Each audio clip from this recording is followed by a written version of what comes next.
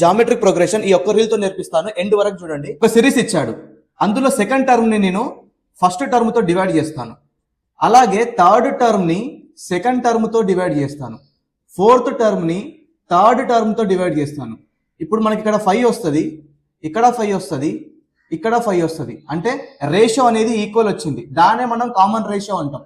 Ratio equal వస్తే దాన్ని మనం జామెట్రిక్ ప్రోగ్రెషన్ అంటాం. ఇప్పుడు ఇందులో ఏదైనా ఒక nth టర్మ్ ని ఫైండ్ చేయాలి అంటే a into r power n-1 use చేయాలి. For example second term find చేయాలనుకుంటే ఇక్కడ a అంటేనేమో ఫస్ట్ టర్మ్, ఇక్కడ 5 పెట్టేసి, r అంటేనేమో మనకు 5 వచ్చింది కామన్ రేషియో, 5 పెట్టేసి, n అంటేనేమో సెకండ్ టర్మ్ అనుకున్నాను, ఇక్కడ 2 పెట్టాలి.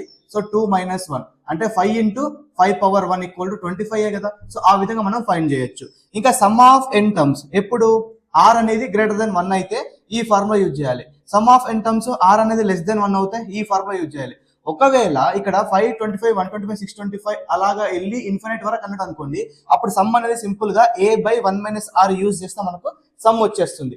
ఇప్పుడు ఒక ప్రాబ్లం చూద్దాం, చూడండి. The seventh term of GP is 8 times its fourth term. If fifth term is 48, find first term అంటున్నాడు.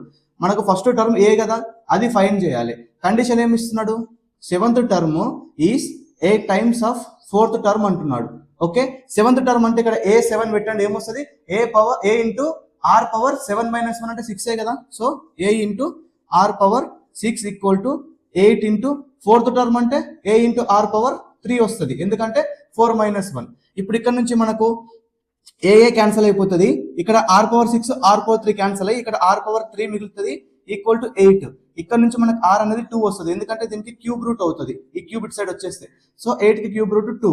ఇప్పుడు మనకు a ఫైండ్ చేయాలి, దానికోసం మనకు ఫిఫ్త్ టర్మ్ ఇచ్చాడు. ఫిఫ్త్ టర్మ్ అంటే ఎలా రాసుకోవచ్చు, ar పవర్ 4 రాసుకోవచ్చు కదా. ఎందుకు, a into r power 5 - 1 4 equal to ఎంత ఇచ్చాడు, 48 ఇచ్చాడు. ఇక్కడ 2 సబ్స్టిట్యూట్ చేయండి r ప్లస్ లో, 2 power 4 equal to 48.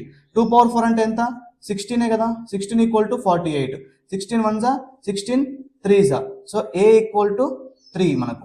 So option B is the right answer. Screen పైన కనిపిస్తున్న క్వశ్చన్ ఆన్సర్ కామెంట్ చేయండి. ఈ రీల్ మీకు నచ్చినట్లయితే ఫాలో చేయండి, ఇలాంటి మరెన్నో నేర్పిస్తాను. మీ ఫ్రెండ్స్కి షేర్ చేయండి. Thank you so much.